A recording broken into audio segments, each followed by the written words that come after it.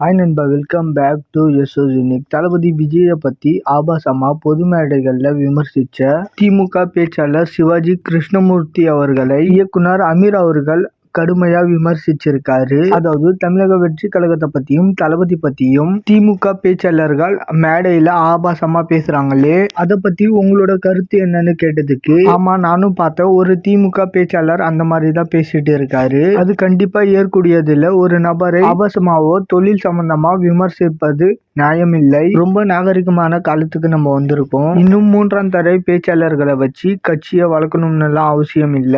கருத்தை கருத்தால தான் எதிர்கொள்ளணும். இந்த மாதிரி பேசுறதால யாரையும் வீழ்த்தி விட முடியாது. இதனால உங்களுக்கு வர்ற வாக்குகளை தான் நீங்க இழக்க போறீங்களே தவிர எக்ஸ்ட்ரா எந்த வாக்குகளும் கிடைக்காது அப்படின்ற மாதிரி பேசியிருக்காரு. அண்ட் சிவாஜி கிருஷ்ணமூர்த்தி அவர்களுடைய ஸ்பீச்சை ஒரு நிமிஷத்துக்கு மேல பார்க்க முடியல. அவ்வளவோ காது கூசுற மாதிரி கேவலமா இருக்கு. அந்த வீடியோட கமெண்ட்ஸ்லயே போயிட்டு தளபதி ஃபேன்ஸும் ஃபுல்லா அடிச்சிருக்காங்க. இவரை இன்னும் திமுகல வச்சிருக்காங்கன்றது ஒரு மிகப்பெரிய கேவலம். ஏன்னா இவரு இந்த மாதிரி பேசுறது இவருக்கு ஒன்றும் முதல் தடவை இல்ல. மோஸ்ட்லி இவருடைய மேடை பேச்சு எல்லாமே அந்த மாதிரி தான் இருக்கும். பட் ஏன் திமுக இவரை இன்னுமே போற்றி பாதுகாக்கிறாங்கன்னு தெரியல. அண்ட் இவ்வளவு நாள் இவரு சர்வை ஆயிட்டாரு.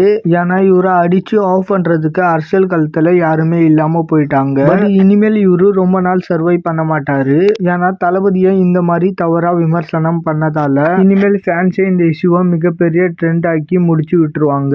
ஸோ கூடிய சீக்கிரத்துல திமுகல இருந்து இவரை நீக்கிறோம் அப்படின்ற மாதிரி நியூஸ் வரும். அப்படி பண்ணலன்னா திமுகவுக்கு தான் அது பின்னடைவா இருக்கும். ஓகே நண்பா, இதை பத்தினா உங்களோட கருத்துக்களை மறக்காம கமெண்ட்ல சொல்லுங்க. அண்ட் இந்த மாதிரி தளபதி பத்தின அப்டேட் தெரிஞ்சுக்க மறக்காம எஸ்எஸ் யூனிக் சேனலை சப்ஸ்கிரைப் பண்ணி சப்போர்ட் பண்ணுங்க. இதோட வீடியோ முடிச்சுக்கிறேன். ஓகே, பாய்.